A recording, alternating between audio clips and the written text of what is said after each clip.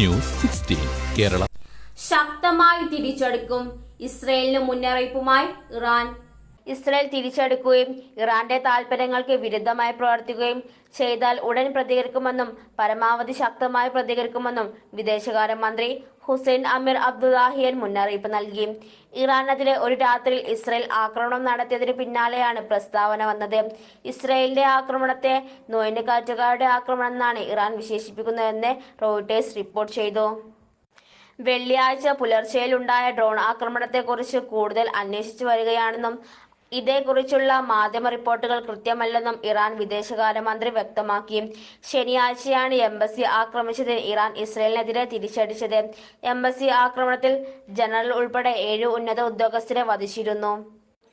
അതിന് 300ഓളം മിസൈൽ ആക്രമണം നടത്തിയായിരുന്നു ഇറാന്റെ മറുപടി. അതിനുശേഷം ഇസ്രയേൽ വ്യോമാക്രമണം നടത്തുകയും ചെയ്തു. ഇറാനിലെ ഇസ്ഫഹാൻ നഗരത്തിലായിരുന്നു ഇസ്രയേൽ ആക്രമണം. എന്നാൽ വ്യോമ പ്രതിരോധ സംവിധാനം ഉപയോഗിച്ച് 3 ഡ്രോണുകൾ തകർത്തതായി ഇറാൻ ഔദ്യോഗിക ടെലിവിഷൻ അറിയിച്ചു. News 16 news desk.